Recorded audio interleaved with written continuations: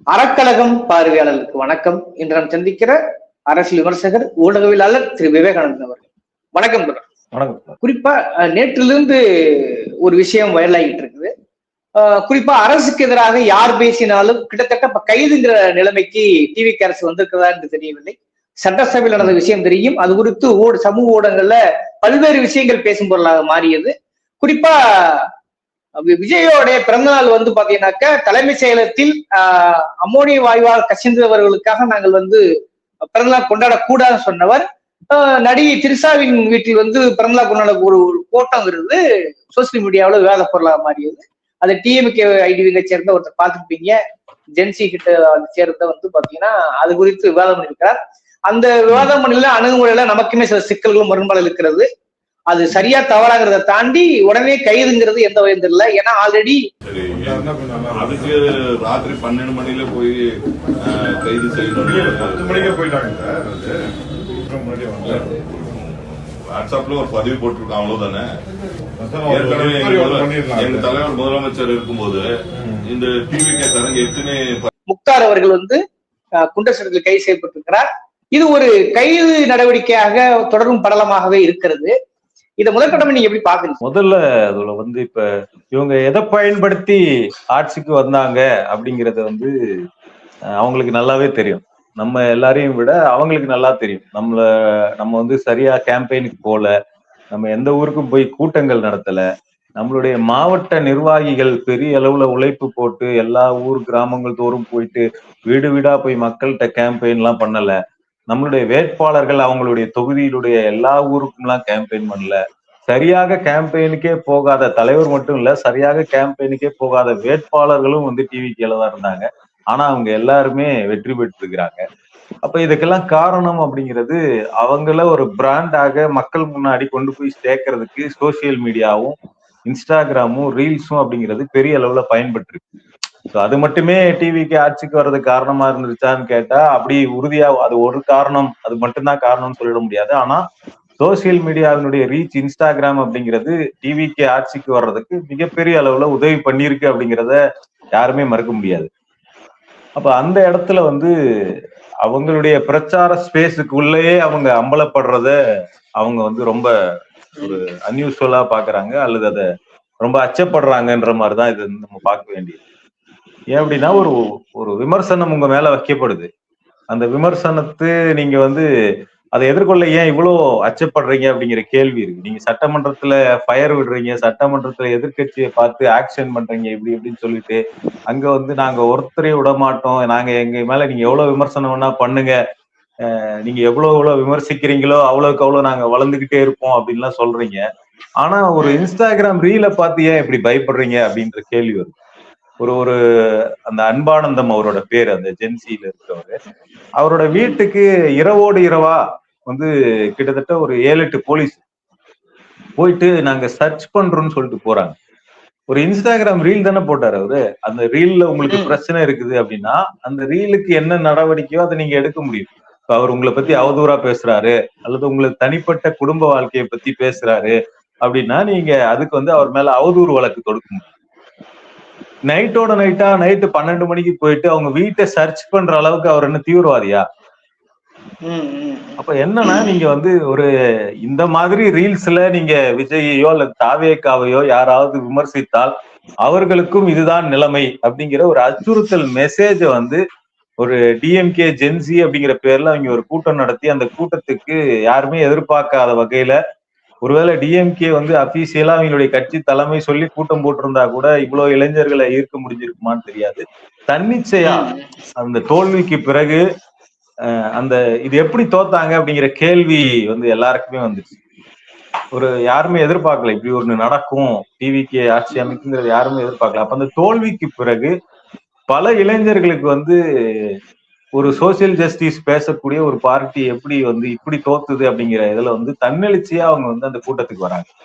அப்ப அது அவங்களுடைய பிளாட்ஃபார்ம்லயே அவங்களுக்கு எதிராக பல நூறு இளைஞர்கள், பல ஆயிரம் இளைஞர்கள் விஜய்க்கு எதிராக தாவேக்காவை விமர்சிச்சு டெய்லியும் ரீல்ஸ் எல்லாம் போட ஆரம்பிக்கிறாங்க. டெய்லி அது வைரல் ஆகுது. அப்ப நம்மளுடைய அடிமடியிலேயே கை வச்சிருக்கிறாங்க இவங்க. அப்ப இதுக்கு ஒரு அச்சுறுத்தலை நம்ம கொடுக்கணும் அப்படிங்கிற மெசேஜ் தான் அன்பானந்தம் மேல அவங்க எடுத்திருக்கக்கூடிய அந்த நடவடிக்கை அப்படிங்கிறது. இந்த மாதிரி வேற யாரும் இனிமே நீங்க பண்ணிடக்கூடாது. யாரு பண்ணாலும் உங்க மேல உங்க வீட்டுக்கு போலீஸ் வரலாம் அப்படிங்கிற அச்சுறுத்தல் உங்களுக்கு இருக்கும். அந்த அச்சத்தை மீறின யாராவது இருந்தா மட்டும்தான் அவங்க ரீல்ஸ் போட முடியுமே தவிர, ஒரு சராசரியான அரசியல் பேசக்கூடிய, தன்னுடைய குடும்பத்திற்கு பயந்த அல்லது வந்து காவல்துறைக்கு பயந்த இளைஞர்கள் யாரும் ரீல்ஸ் போடக்கூடாது, விஜய்க்கு எதிராக தவேகாவுக்கு எதிராக ரீல்ஸ் போடக்கூடாதுங்கிற அச்சுறுத்தலை கொடுக்கறதுக்காக தான் அவர் மேல நடவடிக்கை எடுத்திருக்காங்க. இப்ப அவர் வந்து தனிப்பட்ட வாழ்க்கையை பத்தி பேசிட்டாருன்னா நீங்க அவதூறு வழக்கு போடுங்க. நீங்க பேசாததா? உங்களுடைய கட்சி ஆட்கள் திமுக ஆட்சியில் இருந்தப்ப திமுக தலைவரின் குடும்பத்தை பத்தி பேசாத கருத்தா? இல்ல அவருடைய தந்தையான கலைஞர் அவரை பத்தி அவரை இழிவுபடுத்தி நீங்க பேசாத கருத்தா? அல்லது உதயநிதியையும் இன்னொரு நடிகை ஒருத்தவங்க நிவேதா பெத்ராஜ்னு ஒரு நடிகை இருக்கிறாங்க, அது முழுக்க வதந்தி, அந்த வதந்தியை வைத்துக் கொண்டு நீங்க பரப்பாத கருத்தா?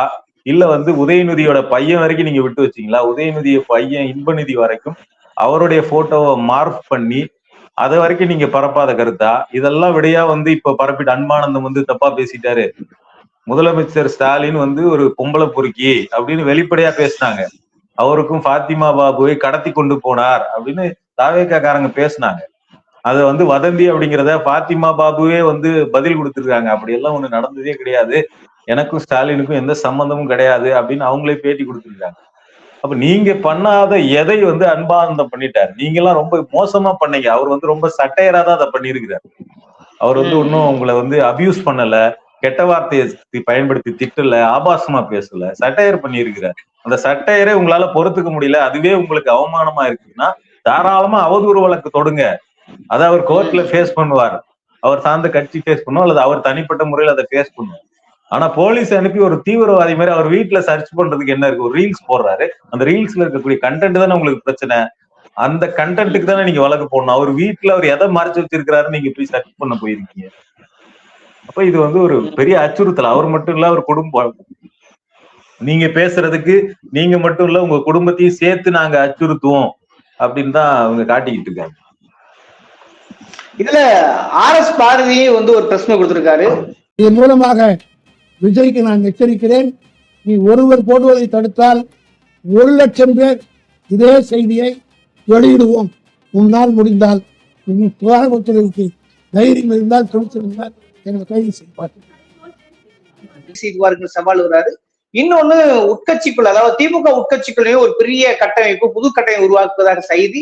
ஏன்னா அவதூறுகளையும் கிட்டத்தட்ட சட்டசபையோடைய எதிரொலி இருக்கு இல்லையா, அவங்க நடந்து கொண்ட விதத்தில் பார்த்தீங்கன்னாக்க திமுகக்குள்ளேயும் ஒரு பெரிய கட்டமைப்பு உருவாக்குவதற்கும் இது எதிர்வினையாக்குவதாக எந்த எல்லைக்கும் போகலாம், அதாவது ஒரு நாகரிகமான ஒரு ஐடியாலஜில இருந்து இந்த ஆபரேஷன் செஞ்சே ஆகணும்னு சொல்லி ஸ்டாலின் உத்தரவிட்டு இருக்கதாகவும் இப்ப தகவல் வந்து வெளியாகிட்டு இருக்கிறது. இந்த ரிஃபார்மை எப்படி பாக்குறீங்க? முதல்ல வந்து இது வந்து நம்ம ஒரு பக்கம் கட்டமைப்பு, கட்சி, சமூக வலைதளம் இதெல்லாம் ஒரு பக்கம். இதை தாண்டி வந்து சட்டமன்றத்தையே இந்த மாதிரியான ஒரு ஸ்பேஸா தான் விஜய் வந்து மாத்திருக்கிறார். சட்டமன்றத்திலேயே வந்து அவர் வந்துட்டு குட்டி ஸ்டோரி சொல்றேன்னு சொல்லிட்டு உங்க அப்பா எங்க அப்படின்னு எதிர்கட்சியினரை வந்து ட்ரிகர் பண்ணி அபியூஸ் பண்றது இருக்குல்ல, இது வரைக்கும் தமிழ்நாடு சட்டமன்றத்துல இப்படி எல்லாம் பண்ணதில்லை. காட்டமா விமர்சிச்சு இருக்கிறாங்க, கத்தி இருக்கிறாங்க, ஒரு மோதல் போக்கு மாதிரி நடந்திருக்கு. ஆனா வேணும்னே வந்து கேட்ட கேள்வி எதுக்குமே பதில் சொல்லாம உங்க அப்பா எங்க அப்படின்னு, இப்ப உதயநிதி ஸ்டாலின் உள்ள இருக்கிறாரு, அவர் திமுகவுல இளைஞரணி செயலாளர், அந்த கட்சியினுடைய எதிர்கட்சி சட்டமன்ற எதிர்கட்சி தலைவர், அவர் வந்து உள்ள இருக்கிறாரு. தோற்றது வந்து திமுகவினுடைய தலைவர், அவங்க வீட்டுலதான் ஸ்டாலின் அப்பா பையன் உதயநிதி. சட்டமன்றத்திலேயோ அல்லது வெளியில திமுகங்கிற கட்சியிலேயோ திமுக தலைவர் ஸ்டாலின், இளைஞரணி செயலாளர் உதயநிதி ஸ்டாலின். அப்ப நீங்க சட்டமன்றத்துல வந்து உங்க அப்பா எங்க, உங்க அப்பா எங்கன்னு கேட்டா அது தனிப்பட்ட அபியூஸா, அரசியலா? அதை எப்படி நீங்க அரசியலாக அவர் வந்து இழிவுபடுத்துறாருன்னு சொல்லுவீங்க? அது பர்சனல் அபியூஸ். விஜய் செய்தது பர்சனல் அபியூஸ், அரசியல் விமர்சனம் கிடையாது. நீங்க உங்க தலைவர் எங்கன்னு கேட்டிருந்தா அது அரசியல் விமர்சனம். திமுக தலைவர், உங்க தலைவர் எங்கப்பா காணோம், கொளத்தூர்ல பேசுனதுக்கு 5 நிமிஷத்திலேயே அவர் தோத்துட்டாரு அப்படின்னு சொல்றீங்கன்னா உங்க தலைவர் எங்கன்னு கேட்டிருந்தா அது அரசியல் விமர்சனம். உங்களுடைய முன்னாள் முதலமைச்சர் எங்கன்னு கேட்டா அது அரசியல் விமர்சனம். உங்க அப்பா எங்கன்னு கேட்டா அது என்ன விமர்சனம்? தனிப்பட்ட இழிவுபடுத்தல். உதயநிதிக்கு அப்பாவா ஸ்டாலின்? சட்டமன்றத்துல உதயநிதிக்கு தலைவர். அப்ப அதை வந்து நீங்க வந்து பர்சனலா கொண்டு போறீங்கன்னும் போது அதுக்கான கேட்டையே நீங்க சட்டமன்றத்திலே ஓபன் பண்ணி வைக்கிறீங்க. திருப்பி பர்சனல் அபியூஸ் பண்ணுங்க அப்படிங்கிற ஒரு கேட்டை சட்டமன்றத்திலே நீங்க ஓபன் பண்ணி விடுறீங்க. அதுதான் நீங்க கடைபிடிக்கிற நீங்க பதவியில முதலமைச்சருங்கிற ஒரு ஒரு பெரிய பதவியில உட்கார்ந்துட்டு இருக்கீங்க. உங்க பதவிக்கு கண்ணியத்திற்கு தகாத ஒண்ணை வந்து நீங்க சட்டமன்றத்துல பண்ணி நீங்க அதுக்கான கேட்டை எதிரில் இருக்கவங்களும் அதே ஆயுதத்தை பயன்படுத்துறதுக்கான கேட்டை நீங்க ஓபன் பண்ணி விடுறீங்க. அதோட விளைவு என்னன்னா, உதயநிதி வந்து பிரஸ் மீட்ல வந்துட்டு செங்கல்பட்டு கோர்ட்ல ஒரு மனைவி வந்து கணவனை தேடிட்டு இருக்காங்கன்னு சொல்றாங்க. அவர் சொன்னதுலயுமே நம்ம வந்து மாற்று கருத்து இருக்கு. அப்படி ஒன்று பர்சனலா அதை சொல்ல முடியுமான்னு சொல்லிட்டு. ஆனா அந்த அந்த வாய்ப்பை நீங்க யார் உருவாக்கி விட்டுறீங்க? நீ வந்து கத்தியை வச்சு குத்துவீங்க அப்படின்னா எதிரில இருக்கவங்க வந்து நாங்க வெறுங்கையை வச்சுட்டு குத்து வாங்கிட்டு போகணும்னு நிப்பாங்களா? அவங்களும் அதே கத்தியை தான் எடுப்பாங்க.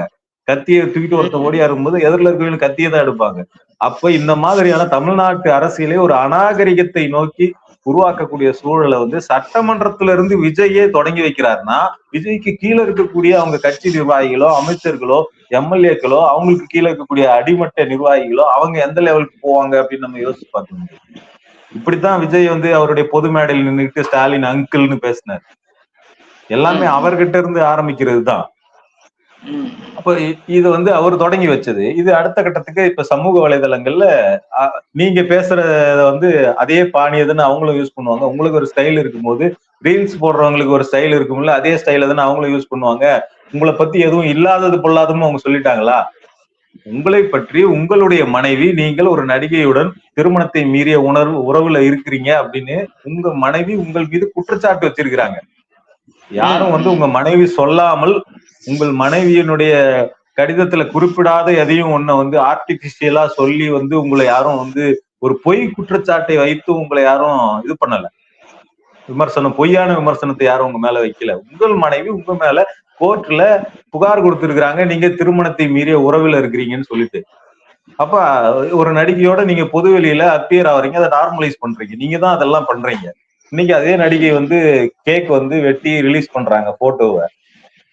அப்ப இது எல்லாமே வந்து உங்க சைடுல இருந்துதான் இது எல்லாமே வருது. அப்ப இதை வந்து அவங்க கம்பைல் பண்ணி பேசுறாங்க, அவ்வளவுதான். அவங்க எதுவும் இல்லாதத நீங்க உங்க குடும்பத்துக்குள்ள ரகசியமா இருக்கிறத எதையோ ஆளு வச்சு கொண்டு போய் உள்ள ஒட்டு கேட்டு வச்சிருந்து அதை வந்து வெளியே சொல்ல பயில்வான்றாங்கன்னா அதன் மாதிரி இங்க யாரும் பேசல. அப்ப அந்த விமர்சனத்தை உங்களால ஏத்துக்கொள்ள முடியல, என்னுடைய பர்சனலா என்ன வந்து ஹர்ட் பண்றாங்க அப்படின்னா தாராளமா வழக்கு கொடுங்க, தாராளமா அவதூறு வழக்கு போடுங்க. இந்த மாதிரி பல அரசியல் தலைவர்கள் அவங்கள வந்து பர்சனலாக ஏற்கனவே யாராவது மேடையில் நின்று திட்டி இருந்தாங்கன்னா அதுக்கு எதிராக அவதூறு வழக்கு கொடுத்துருக்காங்க. அதை எதிர்கட்சியில இருக்கவங்க ஃபேஸ் பண்ணியிருக்கிறாங்க. தாராளமா கொடுங்க அவதூறு வழக்கு. அதை யாரும் இங்க வந்து கேள்வி கேட்க போறது இல்லை. அது அவங்க ஃபேஸ் பண்ணுவாங்க, சட்டப்பூர்வமா ஃபேஸ் பண்ணுவாங்க. அது என்ன போலீஸை விட்டு மிரட்டுறது அப்படிங்கிறது என்ன மாண்பு? அதே மாதிரிதான் முக்தாருக்கு வந்து பார்த்தோம்னா, முக்தாரை நீங்கள் கைது பண்றதோ அவர் மேல வழக்கு போடுறதோ எங்களுக்கு பிரச்சனை இல்லை. அது சட்டப்பூர்வமா முக்தார் ஃபேஸ் பண்ணுவார். அவர் மேல இன்னைக்கு குண்டாஸ் போட்டிருக்கீங்க, குண்டர் தடுப்பு சட்ட வழக்கு போடுற அளவுக்கு அவர் என்ன கிரைம் பண்ணார் அப்படிங்கிற ஒரு கேள்வி இருக்கு. அது தவிர்த்து முதல் முறை அவரை நீங்க கைது பண்ண போனது அப்படிங்கிறது யூனிஃபார்ம் இல்லாத போலீஸ் வண்டி இல்லாத ஒரு வாடகை கார்ல போயிட்டு அவரை நடு வழியில திருவண்ணாமலைக்கு போற வழியில அவரை நிறுத்தி அவரை நைட்டோட நைட்டா கார்ல ஏத்திட்டு போய் ஒரு 3 மணி நேரம் 4 மணி நேரம் வச்சு ரோட்லயே சுத்தி இருக்கிறாங்க. இது என்ன? இதுல என்ன முறை இருக்கு? இதுல ஒரு கடத்தல் மாதிரி அந்த சம்பவம் நடந்திருக்கு. அப்ப அவங்கள அது உள்ள இருந்து ஒரு போலீஸ் வந்து நீங்க ஏன் ஆளுங்கட்சி இவ்வளவு எதிர்க்கிறீங்க, அவங்களுக்கு ஆதரவா தான் 2 வீடியோ பேர் போடுங்களேன்னு கேட்டிருக்காங்க. இது மாதிரியான விமர்சனங்கள் எல்லாம் நீங்க வச்சீங்கன்னா நீங்க பெரிய பத்திரிகையாளர்ல இருந்து ஒரு கட்சியுடைய ஜென்சி ஒருங்கிணைப்பாளர் வரைக்குமே இதான் நிலைமை. அப்ப சாதாரண திமுக ஆதரவாளராக நீங்க இருந்தாலோ அல்லது சாதாரண ஒருத்தர் ஒரு சமூக ஆர்வலராக நீங்க தாவேக அரசனுடைய நடவடிக்கைகளை விமர்சிக்கணும்னு நினைச்சாலோ உங்களை காப்பாற்ற யாரும் வரமாட்டாங்க, உங்களுக்காக காவல்துறை காத்திருக்குது அப்படிங்கிற மெசேஜை தான் அவங்க சொல்றாங்க. அப்ப இதை எதிர்கொள்வதற்கான வடிவங்களை வந்து திமுக வந்து அவங்க உருவாக்க முயற்சி பண்றாங்க. அதுதான் RS பாரதி பேசியிருக்கிறது. அதுதான் அணுகுமுறையா இருக்க முடியும். வேற என்ன பண்ண முடியும்? நீங்க எந்த அளவுக்கு ஓவரா போறீங்களோ அதே அளவுக்கு தான் எதிரில இருந்தும் வரும். அப்ப நீங்க ஒரு வீடியோவுக்காக நீங்க கைது பண்ணுவேன், மிரட்டுவேன், சர்ச் பண்ணுவீங்கன்னு போனீங்கன்னா நாங்க 1,00,000 பேர் வீடியோ போடுவோம், 1,00,000 பேர் வீட்டுக்கும் போலீஸ் அனுப்புங்கிற இடத்துக்கு தான் ஒரு நீண்ட பாரம்பரியம் உள்ள ஒரு அரசியல் கட்சி வந்து அந்த இடத்துக்கு தான் நகரும். நீங்க ஒரு கருத்தை கருத்தாக மோதுங்க. உங்க ஆட்கள்ல ரீல்ஸ் போடுறவங்க இருக்கிறாங்க, அவங்கள வச்சு அன்பானந்தத்துக்கு எதிராக நீங்க பதிவு பண்ண முடியும், அல்லது அவதூறு வழக்கு போட முடியும். இதெல்லாம் தாண்டி நீங்க ஒரு முறைகேடான, அதாவது சட்டத்துக்கு புறம்பான ஒரு வழியை நீங்க வந்து தேர்ந்தெடுக்கும் போதுதான் வந்து இங்க பிரச்சனை வருது. இதுல இன்னொரு விஷயம் என்னன்னா, இது இது இந்த எல்லையோட நிக்குமான்றது ஒரு கேள்விக்குறியா இருக்கிறது. இப்ப இந்த எல்லையும் தாண்டுவார்களோன்னு தெரியுது. இப்ப மாஜி அமைச்சர்கள் மீது நடவடிக்கை எடுப்பதற்கு அவர்களுடைய கோப்புகளை பார்ப்பதாக தெரிகிறது. ஜூனியர் விடன்லயே அது ஒரு கிட்டத்தட்ட ஒரு ரகசிய கட்டுரையாக வெளியாகிறது. அதுல வந்து பல்வேறு விஷயங்கள், அதிர்ச்சியமான விஷயங்கள் வெளிவருகிறது. ஆக பழிவாங்கும் நடவடிக்கை என்பது இப்ப அரசியல் ரீதியாகவும் கூட வருமா? அவருக்கு மேல உண்மையிலே குற்றச்சாட்டு இருக்கும் பட்சத்தில், நிரூபிக்கும் பட்சத்தில் யாராக நடவடிக்கை எந்த ஒரு குழப்பம் கிடையாது. இப்ப இந்த ஜென்சி மீது தாக்குதலை தாண்டி இப்ப மாஜி அமைச்சர்கள் மீதும் காத்திருக்கிறார்களா? அதாவது கிட்டத்தட்ட ஒரு எதிர்கட்சி வாதம், வாத பிரிவாதங்கிறத தாண்டி இது பழிவாங்கும் நடவடிக்கை நகர்கிறதான்னு தெரியல.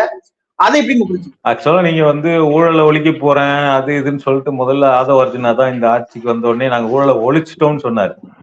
10 நாள்ல இங்க எந்த டெண்டர்ல எதுலயுமே ஊழல் கிடையாது, எந்த அலுவலகத்திலயும் ஊழல் கிடையாது, எல்லாத்தையுமே நாங்க ஒழிச்சிட்டோம் முடிச்சிட்டோம் அப்படின்னு சொன்னாரு ஆதவ அர்ஜுனா. இன்னைக்கு நேற்று ஒரு 2 நாளைக்கு முன்னாடி நியூஸ் பேப்பர்ல ஒரு நியூஸ் வந்திருக்கு. அது என்னன்னா, மாநகராட்சியில எதெல்லாம் பழைய டெண்டர் இருந்ததோ அந்த பழைய டெண்டர்களை வந்து விசாரிக்க ஒரு குழு போட்டதாகவும், அந்த குழு வந்து எதையுமே முறைகேடா அதுல நடந்ததா கண்டுபிடிக்க முடியலமோ, அந்த பழைய டெண்டர்களே மறுபடியும் தொடரும், புது டெண்டர்களுக்கு அறிவிக்கப்பட்ட கால்ஸ் எல்லாம் நிறுத்தி வைக்கப்படுது அப்படின்னு நியூஸ் பேப்பர்ல நியூஸ் வந்திருக்கு. அப்ப நீங்க வந்து எல்லாத்துலயும் ஊழல் அதை நாங்க ஒழிக்க வந்திருக்கிறோம்னு சொல்லிட்டு நீங்க எவ்வளவு பெரிய உருட்டுகளை உருட்டிட்டு இருந்தீங்க அப்படிங்கிறதுதான் அந்த டெண்டர்கள் வந்து பழசைய மறுபடியும் தொடர்றோம் அப்படிங்கிறது அது அம்பலமாயிருக்கு. நீங்க பழசெல்லாம் நிறுத்தி வைக்கிறோம்னு உடனே அது பெரிய செய்தி ஆயிடுச்சு. ஆனா திருப்பி அதே பழசு தொடர்றதுன்னும் போது அது செய்தியாவே ஆகல. அப்போ ஊழலால வந்த உடனே ஆக்ஷன் எடுத்து எல்லாத்தையும் நிறுத்தி வச்சுட்டாங்க அப்படிங்கிறது மிகப்பெரிய செய்தியா மாறிடுச்சு. அதுல ஊழலே நடக்கல அப்படின்னு தெரிஞ்சிருச்சு, மறுபடியும் அதே தொடர்றதுன்னு சொன்னது நியூஸ் ஆகல. இப்படித்தான் இந்த கனிம வள இதுலயும் நடக்கும். எனக்கு தெரிஞ்ச இந்த குவாரி மூடுறதாக அறிவிச்சதுலயும் இதே மாதிரிதான். மூடுறதாக அறிவிச்சது பெரிய நியூஸ், நாளைக்கு அது திறந்தாங்கன்னா அது நியூஸே கிடையாது. இப்படி பல முறை நடந்திருக்குது. மூடின குவாரிகள் மீண்டும் திறக்கப்பட்டதெல்லாம் பல ஏற்கனவே இருந்த ஆட்சிகளிலே பல முறை நடந்திருக்கு. மூடுவாங்க, அவங்களுக்கு வேண்டிய கமிஷன் வந்துச்சுன்னா திருப்பி திறந்து விடுவாங்க. இதெல்லாம் பல பல ஆட்சிகள்ல நடந்ததுதான் ஏற்கனவே. இதெல்லாம் ஒரு ஊழல் ஒழிப்பு நடவடிக்கைன்னு சொல்லிட்டு இவங்க வந்து இங்க காட்டிக்கிட்டு இருக்காங்க. ஒரிஜினலா நீங்க ஊழலை ஒழிக்கிறதுக்கான நடவடிக்கை தான் எடுக்கிறீங்க அப்படின்னா அதுல யாருக்கும் வந்து மாற்று கருத்து இல்ல. ஆனா உங்களை சட்டப்பேரவையிலயோ அல்லது களத்திலேயோ எதிர்க்கிறதுக்கு எதிர்கட்சியினுடைய தலைவர்கள் யாரும் துணியக்கூடாது, மாவட்ட செயலாளர் யாரும் துணியக்கூடாது அப்படின்னு சொல்லிட்டு யாரெல்லாம் எந்தெந்த ரீஜியன்ல பவர்ஃபுல்லா இருக்கிறாங்களோ அவங்களை செலக்ட் பண்ணி அவங்க மேல இருக்கக்கூடிய ஒரு வழக்கை தோண்டி எடுத்து நாங்க வந்து அதை எடுத்து அதுல ஒரு சும்மா சாம்பிளுக்கு ஒரு வழக்கை பதிவு பண்ணி அது கடைசியில அதை வந்து மேல இருந்து இடி வந்து எடுக்கும் கையில. அதுக்கப்புறம் அது ஈடிக்கும் அவங்களுக்குமான பிரச்சனை, நாங்க ஒதுங்கிட்டு வேற வேலையை பார்ப்போம், எங்க மேல நீங்க யாராவது மோதினீங்கன்னா உங்களுக்கு நாங்க ஈடியோட கோத்து விட்டுருவோம் அப்படிங்கிற அப்ரோச்சுக்குள்ள நீங்க போவீங்களா அப்படிங்கிற கேள்விதான் நமக்கு வந்திருக்கு. ஏன்னா செந்தில் பாலாஜி விஷயத்திலேயே அந்த வழக்கு சிபிஐக்கு போயிருக்கு. ஏற்கனவே ஏதோ ஒண்ணு வந்து இடி விசாரிக்கிறதுக்கு அனுமதிக்கணும்னு சொல்லிட்டு ஆளுநர் வழியா இவங்க அனுமதி கொடுத்திருக்கிறாங்க. அப்போ உங்க மேல இருக்கக்கூடிய ஒரு எதிர்கட்சியினுடைய அந்த உங்கள் மீது எதிர்ப்பு பதிவு பண்றதை வந்து தணிக்கிறதுக்காக எதிர்கட்சிகளை பழிவாங்குற நடவடிக்கை எடுக்கிறீங்களாங்கிற கேள்வி வருது. அப்போ ஏற்கனவே பாஜக அரசு இதைத்தான் பண்ணிக்கிட்டு இருக்கு. எல்லா மாநிலங்கள்லயும் அவங்க ஆள்ற எல்லா மாநிலங்கள்லயுமே எதிர்கட்சிகளை சேர்ந்து யாராவது ஒரு பவர்ஃபுல்லான ஆள் இருந்தாங்கன்னா அவங்க மேல ஒரு வழக்கு போடுறது. இவங்க சைடு யாரும் ஊழல் சக்தியே இல்லாத மாதிரி. நான் என்ன சொல்றேன்னா, இந்த பாஜகவினுடைய இந்த டாக்டிக்ஸ் தான் இப்போ வந்து தாவேகா எடுத்திருக்கிறாங்க. தாவேகா எடுக்கட்டும், ஊழலை ஒழிக்கட்டும், நமக்கு ஒண்ணும் மாற்றுக்கிறதே இல்லை. ஏற்கனவே அமலாக்கத்துறையினால ஈடியின் மூலமாக அந்த ஒரு குடும்பத்தின் சொத்தே வந்து முடக்கி வைக்கப்பட்டிருக்கு. அந்த குடும்பத்தினுடைய அந்த கம்பெனியினுடைய ஒரு அதிபராகத்தான் ஆதவ அர்ஜுனா இருக்கிறாரு. அவரு உங்க ஆட்சியில நிழல் முதலமைச்சர் மாதிரி செயல்பட்டு இருக்காரு. அவர் தான் பொதுப்பணித்துறை அமைச்சரா இருக்கிறாரு. அப்ப நீங்க என்ன தூய சக்தி? நீங்க இடி வழக்கு பதிவு செய்யப்பட்டு சொத்துக்கள் முடக்கப்பட்ட ஒரு குடும்பத்தில இருந்த ஒருத்தர் தான் இன்னைக்கு உங்க கட்சியில பொதுப்பணித்துறை அமைச்சர். உங்களை யாராவது கேள்வி கேட்டா நீங்க பேச மாட்டீங்க, அவரு தான் வந்து பேசுறாரு. நீங்க வந்து ஸ்கிரிப்ட் ரெடி பண்ணிட்டு அடுத்த நாள் வந்து பேசுறீங்க. இப்ப கூட என்ன தைரியம் இருந்தா பார்ட்டி ஃபண்டுன்னு ஒரு வார்த்தையை பயன்படுத்தினார் உதயநிதி. பார்ட்டி ஃபண்டுன்னு சொன்ன உடனே ஆதாரம் இல்லாம எதையும் பேசக்கூடாதுன்னு நேத்து வரை தடுத்துக்கிட்டு இருந்த சபாநாயகர் விஜயை தடுக்கவே இல்லை. உதயநிதி பாலியல் வன்கொடுமையில தாவேகா நிர்வாகிகள் ஈடுபடுறாங்கன்னு சொன்னப்ப அவர் ஆதாரம் இல்லாம பேசக்கூடாதுன்னு தடுத்தாரு. விஜய் பார்ட்டி ஃபண்ட் வாங்கினாங்கன்னு சொல்றாரு, அத சபாநாயகர் அனுமதிக்கிறாரு, தடுக்கவே இல்லை. அப்ப உதயநிதி எந்திரிச்சு தைரியம் இருந்தா எந்த பார்ட்டின்னு சொல்லுங்கன்னு சொல்றாரு. அப்ப அது நீங்க உங்களுக்கு சொல்றதுக்கான அந்த இது உங்களுக்கு இல்ல. அப்போ நீங்க உங்களை இப்ப கேள்வி கேட்டா ஆதவ அர்ஜுனா எந்திரிச்சு பேசுறாரு, ராஜ்மோகன் எந்திரிச்சு பேசுறாரு. நீங்க எழுதி வந்த ஸ்கிரிப்ட மட்டும் தான் படிச்சுக்கிட்டு இருக்கீங்க. அந்த ஸ்கிரிப்ட் வழியா நீங்க ப்ரிப்பேர் பண்ணிட்டு அந்த டயலாக்ஸை மட்டும் தான் பேசுறீங்களே தவிர நான் முதல்வன் திட்டத்தை பத்தி கேள்வி வச்சாரு, பதில் சொன்னீங்களா? தூய்மை பணியாளர்களை தனியார் மயமாக்குறாங்க அப்படிங்கறத கேள்வி வச்சார், பதில் சொன்னீங்களா? இந்த மாதிரி பல கேள்விகளை நேற்று வச்சிருக்காங்க. அதுல மின்வெட்டுங்கிற ஒரு சப்ஜெக்ட் மட்டும்தான் மக்கள்கிட்ட பெருசா விவாதிக்கப்படுதுங்கிறதுனால அந்த ஒரு இதுக்கு மட்டும் பதில் சொல்லியிருக்குது. அதுவும் மழுப்பலான பதில், வேண்டுமென்றே செய்யக்கூடிய சிலர் இருக்காங்கன்னு சொல்றாரு. அதெல்லாம் என்ன மாதிரி பதில்? அது வேண்டும்னே செய்யறாங்க இருக்கிறாங்கன்னா இதை நீங்க 40 நாளா கண்டுபிடிக்க முடியலன்னா அப்புறம் என்ன ஆட்சி நீங்க நடத்திட்டு இருக்கீங்க? உங்க ஆட்சியில உங்க துறையின் கீழே வேண்டுமென்றே செய்யக்கூடியவர்கள் இருக்கிறாங்கன்னா 40 நாளா உங்களால கண்டுபிடிக்க முடியலன்னா நீங்க என்ன ஆட்சி நடத்திட்டு இருக்கீங்கிற கேள்வி வரும்ல. ஃபியூஸ் கேரியரை புடுங்கிட்டு போயிடுறாங்கன்னா ஃபியூஸ் கேரியரை புடுங்கிட்டு போறவங்கள 40 நாளா நீங்க உங்களால கண்டுபிடிக்க முடியலையா? தமிழ்நாடு முழுக்க புடுங்குறாங்கன்னா அப்ப இந்த மாதிரி கேட்ட கேள்விக்கு எதுவுமே அவர் பதில் சொல்லல. விவசாயிகளுடைய கடன் குறைப்பை பத்தி கேட்டா தூண்டி விட்டு போராடுறாங்க, எதிர்கட்சிகள் தூண்டி விட்டு விவசாயிகள் போராடுறாங்கன்ற விவசாயிகள் மேல விஜய் வைத்திருக்கக்கூடிய மதிப்பீடு என்ன? இதெல்லாம் கேள்வி வருது. உங்களை கேள்வி கேட்டா நீங்க கேட்ட கேள்வி எதுக்குமே பதில் சொல்லல. உங்களுடைய அமைச்சர்கள் எதிர்த்து பதில் சொல்றாங்க, நீங்க எழுதிட்டு வந்த ஸ்கிரிப்டை மட்டும் படிக்கிறீங்க. இப்படிதான் நடந்துகிட்டு இருக்கு. ஆதவ அர்ஜுனா தான் நீங்க உங்களை என்ன கேள்வி கேட்டாலும் முதல்ல எழுந்திருக்கிறவர் ஆதவ அர்ஜுனா. அவர் மேல ஈடி வழக்கு இருக்குது. அப்ப அதை என்ன பண்ணலாம் நீங்க தூய சக்தினா? இதுல இன்னொரு விஷயம் என்னன்னா, இது லஞ்சம் குறித்து பேசும்போது சேர்த்து பேச வேண்டியிருக்குது. கிட்டத்தட்ட தினமலர்ல ஒரு செய்தி பெருசா வெளியாகுது. யாரு கீர்த்தனா மையமா வச்சு கிட்டத்தட்ட 3,30,000 கோடி ஆந்திராவுக்கு சென்று விட்டது. அது போனதுக்கு காரணமே இவங்க திமுக செய்த அந்த கரப்ஷன், அவங்களுடைய லஞ்சம் கட்டி தொல்லை பண்ணனாலதான்ங்கிறத சொல்றாங்க. ஆனா இன்னைக்கு ஆந்திரா அமைச்சர் சொல்றாரு, நாங்க திமுகவோட போட்டி போட்டுதான் ஒவ்வொன்றையும் வென்றெடுத்தா அதை இழந்திருக்கிறோம்ன்றத சொல்றாங்க. அப்ப இது ஒரு பிராக்டிகலாவே செய்தி நாடுகள்ல பக்கத்து மாநிலத்தோட எதிரொலிக்குது இல்லையா? இது கூடவா தெரியாமல் ஒருத்தர் ஆக்ஷன் எடுக்க முடியுமா? இது என்ன சொல்லுங்க. அதுதான் சொல்லுங்க. இப்ப அவங்க சொன்னதுல சில முக்கியமான விஷயங்கள் என்னன்னா, ஒரு 7 கம்பெனி பேரை சொன்னாங்க. அவங்க திமுக ஆட்சியில இந்த கம்பெனிகள்லாம் வெளி மாநிலங்களுக்கு போச்சு அப்படின்னு சொல்லிட்டு கீர்த்தனா சொன்னாங்க. அதுல முக்கியமான கம்பெனிகள் குஜராத்துக்கு போச்சு அப்படின்னு சொல்லிட்டு அந்த கம்பெனிகள் எல்லாம் செமிகண்டக்டர் கம்பெனிங்க. அந்த செமிகண்டக்டர் கம்பெனி எல்லாம் எதுக்கு குஜராத்துக்கு போச்சு, எப்படி குஜராத்துக்கு போச்சு அப்படிங்கிறதுக்கு தனி கதை இருக்குது. நீங்க சொல்றாங்க இல்லைங்களா, ஊழல் ஊழல்னு. தமிழ்நாட்டில இருந்து மட்டும் செமிகண்டக்டர் கம்பெனிஸ் குஜராத்துக்கு மாத்தப்படல. தெலுங்கானாவுக்கு வரவிருந்த செமிகண்டக்டர் கம்பெனிஸ், மகாராஷ்டிராவுக்கு வரவிருந்த கம்பெனிஸ், கர்நாடகாவுக்கு வரவிருந்த கம்பெனிஸ்ன்னு சொல்லிட்டு பல மாநிலங்களுக்கு வரவிருந்த செமிகண்டக்டர் கம்பெனிஸ் குஜராத்துக்கு மாற்றப்பட்டுச்சு. அதுக்கு பின்னாடி என்ன இருந்தது அப்படின்னா, ஒன்றிய அரசினுடைய ஒரு பகிரங்கமான விஷயம் இருந்தது. அது நியூஸ்லாண்ட்ரியில விரிவான ஆர்டிகிளாவே எழுதியிருக்கிறாங்க. அவங்க என்ன சொல்றாங்கன்னா, ஒன்றிய அரசு இந்த கம்பெனிகள் எல்லாருக்கிட்டையும் நேரடியா பேசி, நாங்க நீங்க குஜராத்ல போயிட்டு இந்த கம்பெனியை ஆரம்பிச்சீங்கன்னா உங்களுக்கு ஒன்றிய அரசுல இருந்து 50% சப்சிடி கிடைக்கும், மாநில அரசு ஒரு 30% சப்சிடி கொடுக்கும். இதே நீங்க தமிழ்நாட்டுல ஆரம்பிப்புன்னு சொன்னீங்கன்னா உங்களுக்கு சப்சிடி கட்டு அப்படின்னு சொல்லிட்டு ஒன்றிய அரசை சேர்ந்த அதிகாரிகள் நேரடியாக அந்த நிறுவனங்கள்கிட்ட பேசி, உங்களுடைய இன்வெஸ்ட்மெண்ட்ல 50% சப்சிடி நாங்க கொடுக்குறோம், நீங்க குஜராத்ல ஆரம்பிக்கிறதா இருந்தா அப்படின்னு சொல்லி தமிழ்நாட்டுல ஆரம்பிச்சீங்கன்னா உங்களுக்கு எங்களோட எந்த சப்போர்ட்டுமே கிடைக்காது, எங்க கிட்ட அதுக்கப்புறம் நீங்க எந்த டீலுக்கும் வர முடியாதுன்னு மிரட்டி கம்பல் பண்ணி தமிழ்நாட்டுக்கும் தெலுங்கானாவுக்கும் கர்நாடகாவுக்கும் மகாராஷ்டிராவுக்கும் வர வேண்டிய பல கம்பெனிகளை அவங்க குஜராத்துக்கு திருப்பி இருக்கிறாங்க. இதை மகாராஷ்டிராவினுடைய தேர்தல் பிரச்சாரத்துல உத்தவ் தாக்கரே வெளிப்படையாவே பேசினாரு, மகாராஷ்டிராவுக்கு வர வேண்டிய எந்தெந்த கம்பெனிகள் குஜராத்துக்கு மாற்றப்பட்டுச்சுன்னு சொல்லிட்டு. தெலுங்கானாவினுடைய ஐடி மினிஸ்டர் வெளிப்படையா பேசியிருக்கிறார், கர்நாடகாவினுடைய ஐடி மினிஸ்டர் வெளிப்படையா பேசியிருக்கிறாங்க, தமிழ்நாட்டிலையும் பேசியிருக்கிறாங்க. இதுக்கெல்லாம் காரணம் என்னன்னு அப்பட்டமா எல்லாருக்கும் தெரிஞ்சாலுமே அந்த பழைய அரதப்பழசான லிஸ்ட மறுபடியும் கொண்டு இதெல்லாம் கமிஷன் கேட்டதுனால போயிருக்கு, ஊழல்னால போயிருக்குன்னு சொல்லிட்டு கீர்த்தனா ஒரு பொய்யை அவிழ்த்து விட்டாங்க. அந்த பொய்க்கு இன்னைக்கு வேற மாநிலத்து அமைச்சர் திமுக காரங்க யாரும் பதில் சொல்ல, வேற மாநிலத்து அமைச்சரே பதில் சொல்லியிருக்கிறாரு. எங்களுடைய காம்படிட்டர் ஸ்டேட் அது. அவங்க ரொம்ப உண்மையிலேயே ரொம்ப எஃபெக்டிவா தொழில்துறையை ரன் பண்ணாங்க.